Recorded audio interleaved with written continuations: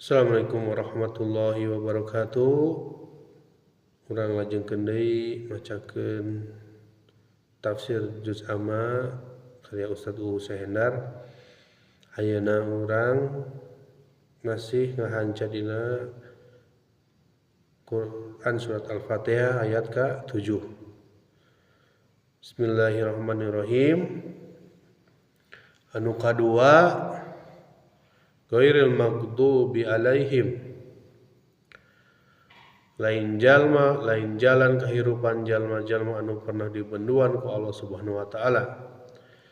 Kecap al-ghadiba syaharti jeung kecap asyiddah jalma nu ambek atawa beungeutna beungis pikasieun.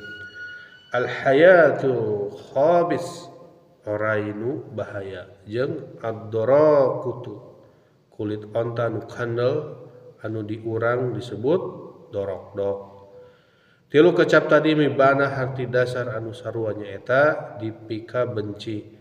Contoh jalma-jalma anu dimagdub dina ayat di luhur nyaeta urang-urang Yahudi sakumaha dijelaskeun dina Quran surat Al-Baqarah ayat 1 jeung Ali Imran ayat 112. Ayat 24 ayat nu ngamuat kecap ghadab sarta 12 ayat dialamatkeun ka urang Yahudi. Maranehna ngarti kana ayat-ayat Allah tapi teu daek ngamalkeun jeung teu hayang diatur ku aturan Allah Subhanahu wa taala.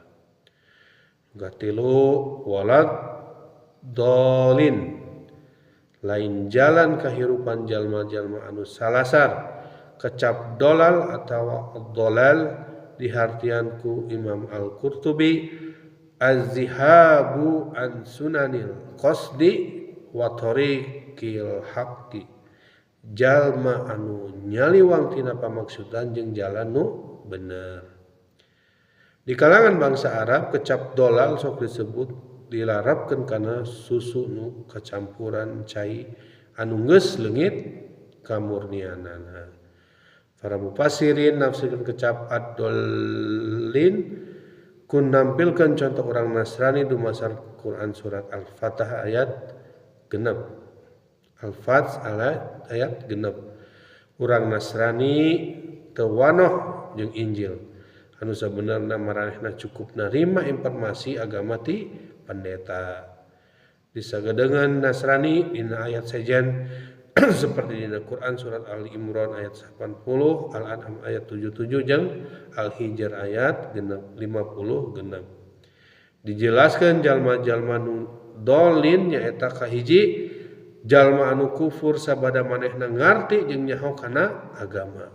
Nu kadua jalma nu teu wanoh jeung aturan Allah jeung katilu nyaeta jalma-jalma nu putus asa dina kahirupan atawa salah ngalarapkeun Al-Qur'an. Sakitu wae urang macakeun tafsir juz amma kaya Ustaz Sehendar. Aqulu qouli hada wa astaghfirullaha li wa lakum. Assalamualaikum warahmatullahi wabarakatuh.